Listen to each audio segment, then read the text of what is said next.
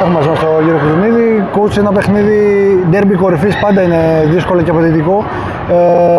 Ποιες ήταν οι στιγμές που ενδεχομένως να έκριναν το παιχνίδι? Ήταν το δεύτερο σετ που έγινε το comeback του Ηλυσιακού?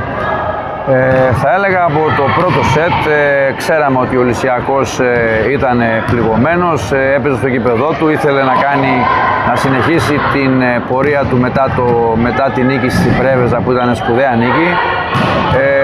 Νομίζω ότι ήταν πιο αποφασισμένοι, ήταν πιο αποφασιστικοί, παίξανε πολύ καλύτερα από εμάς.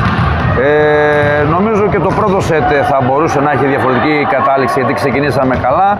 Το δεύτερο βεβαίως, όπως το είπες ακριβώς, ήταν το κλειδί, αλλά νομίζω ότι συνολικά ήταν καλύτερος ο Ηλυσιακός και κέρδισε δίκαια. Ένας προπονητής που εξαντλεί όλες τις πιθανότητες, αλλάξατε κάποια στιγμή και ακραία και διαγώνια και πασαδόρο. Δεν μπορεί να περιμένει θαύματα, παρόλα αυτά κάνατε τη μέγιστη προσπάθεια. Ήταν ενδεχομένως η υποδοχή και οι μάχες πάνω στο φιλέ που υστέρησε η ομάδα σας? Ναι, εμείς όλα τα παιχνίδια που έχουμε παίξει μέχρι τώρα έχουμε κερδίσει παιχνίδια χρησιμοποιώντας όλα τα κορίτσια που έρχονται από τον πάγκο. Μας έχουν βοηθήσει αφάνταστα, είναι όλες πολύ άξιες αθλήτριες.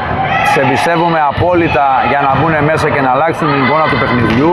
Το έχουμε κάνει σε άλλα παιχνίδια. Σήμερα δεν μας βγήκε γιατί συνολικά δεν ήμασταν καλοί. Δεν ήταν θέμα ενός ή δύο ατόμων, ήταν συνολικό το θέμα μας.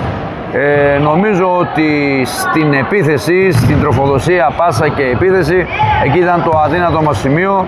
Δεν μπορέσαμε να είμαστε αποτελεσματικοί, είχαμε πολύ φτωχή παραγωγικότητα στην επίθεση και αυτό βοήθησε τον Ηλυσιακό να παίρνει πιο εύκολα τους πόντους και να μας κερδίσει. Ευχαριστούμε πολύ, καλή συνέχεια.